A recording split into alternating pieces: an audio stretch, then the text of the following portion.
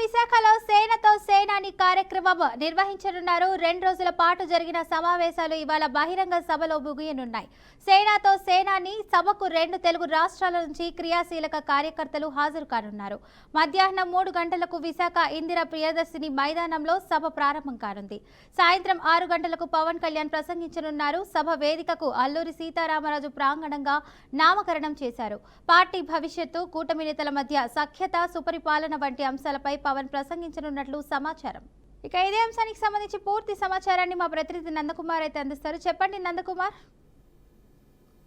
Thank you. ఏదైతే Janasena party క్రియాశీలక సమావేశాలు విశాఖపట్నానికి వేదిక అయింది. ముఖ్యంగా చూసుకుంటే 3 రోజుల నుంచి జరుగుతున్న ఈ యొక్క సమావేశాలకి ఇవాళ ఆఖరి రోజుగా భారీ బహిరంగ సభకైతే పార్టీ శ్రేణులందరూ కూడా ఏర్పాట్లు అయితే చాలా ఘనంగా చేశారనే చెప్పాలి. ముఖ్యంగా చూసుకుంటే ఏదైతే ఈ యొక్క మీటింగ్ కి సంబంధించి ఇవాళ సాయంత్రం 6 గంటలకి విశాఖపట్నం దక్షిణ నియోజకవర్గం పాత నగరంలో ఉన్న ఈ యొక్క మున్సిపల్ స్టేడియం అయితే వేదిక అయింది. ప్రస్తుతానికి మనం అక్కడే ఉన్నాం. వీడియో జర్నలిస్ట్ విజువల్స్ రూపాన్ని కూడా చూపిస్తున్నాడు. దాదాపు ఇంత భారీ కటౌట్ల నడుమ ఈ యొక్క భారీ బహిరంగ సభ చేసేటందుకు అయితే ఈ యొక్క జనసేన నాయకులందరూ కూడా పూనుకున్నారనే చెప్పాలా. అదిగో మీరు చూడొచ్చు విజువల్స్ రూపాన పోలీసు బందోబస్తు నడుమ ఎటువంటి అవాంఛనీయ సంఘటనలు జరగకుండా ముందస్తు చర్యల్లో భాగంగా ఈ యొక్క కార్యక్రమం అయితే చేస్తున్నారనే చెప్పాలి.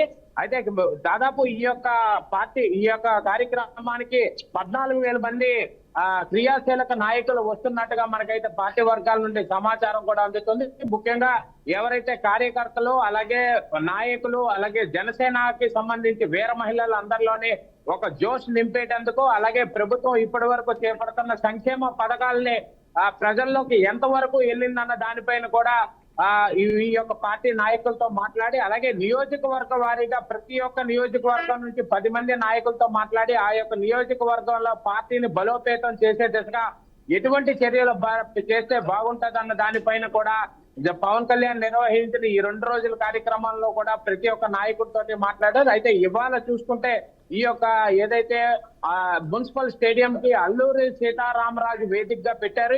ఈ యొక్క వేదికకి పెట్టి దాదాపు ఇప్పుడు క్రియాశీలక నాయకులందరూ ఈ యొక్క 14,000 మంది ఈ యొక్క స్టేడియం దగ్గరికి చేరుకుంటున్నారు. దానికి అన్ని రకాల ఏర్పాట్లు కూడా ఈ నాయకులందరూ చేస్తున్నారు. పోలీస్ బందోబస్తు నడుమ ఎటువంటి అవాంఛనీయ సంఘటనలు జరగకుండా ముందస్తు చర్యల్లో భాగంగా పటిష్టమైన బందోబస్తు పెట్టారు. అలాగే డ్రోన్ కెమెరాలతో ఎప్పటికప్పుడు సర్వేలెన్స్ కూడా ఇక్కడ జరుగుతూనే ఉన్నది. ముఖ్యంగా పార్టీలోని ప్రతి ఒక్క కార్యకర్తకి, అలాగే జనసేన నాయకుడికి కూడా ఈ యొక్క పార్టీని ముందుంచి నడిపే విధంగా, అంటే ముఖ్యంగా జనసేన చూసుకుంటే 0 to 1, 1 to 100 కి వెళ్ళిన నేపథ్యంలోనే ఈ యొక్క ఏదైతే దీనికి సంబంధించి మొత్తం అంతా కూడా కార్యక్రమంలోని ఇవాళ అధికారులందరికీ దిశ నిర్దేశం చేసేందుకు పవన్ కళ్యాణ్ ఈ యొక్క భారీ బహిరంగ సభ ఏర్పాటు చేసినట్టుగా మనకు తెలుస్తుంది. Right, thank you Nandakumar.